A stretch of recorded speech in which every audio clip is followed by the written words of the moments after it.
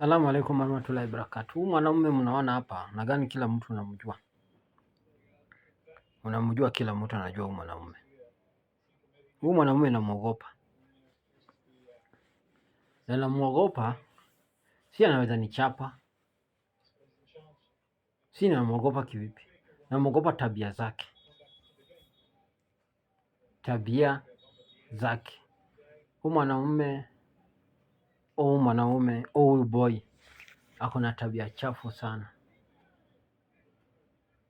Ako na tabia chafu sana. Tabia chafu sana. Ako na tabia chafu sana. Namuogopa juu ya hiyo. Namuogopa kwa sababu hana huruma. Namuogopa kwa sababu gani? Hana haya. Namuogopa kwa sababu gani? Hana heshima. Naogopa kwa sababu gani? Hana utu. Namuogopa kwa sababu gani? Hana tabia ya wazazi.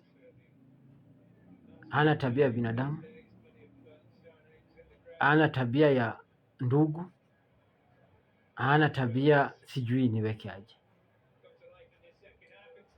zote hana. Ndio maana namuogopa, si kitu kingine. Kwa sababu mwanaume kama huyu, kwa wale ambao wako kwa TikTok, maana kama huyu anatoa video, anatoa picha, vitu ambayo walifanya kwa giza, vitu ambayo walifanya kwa private room, vitu ambayo binadamu yote ako na akili hawezi weka kwa social media.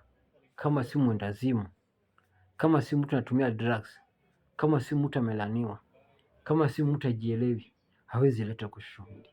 Wewe unaleta kwa social media ngono ambao umefanya na mwanamke. Kama wewe si ngono sela, kwa nini unaleta?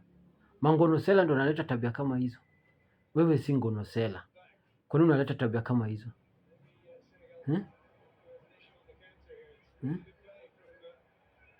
Wewe si ngono sela, unaleta vitu kama hizo kwa nini? Unaleta vitu kama hizo nini? Huyu analeta ngono, haona haya. Picha zake inaonekana na ule pia picha yake inaonekana. Hana aibu. Hajui kama hizi vitu siku moja ataonyeshwa watoto wake. Hajui kama hizi vitu ataonyeshwa mtoto wake. Huyu mwanamume namuogopa hapa kwa TikTok kwa sababu ya hayo. Namuogopa mwanamume kwa sababu ana haya. Naogopa mwanamume kwa sababu hana adabu. Namuogopa mwanamume kwa sababu hana tabia. Naogopa mwanamume kwa sababu hana heshima. Naogopa mwanamume kwa sababu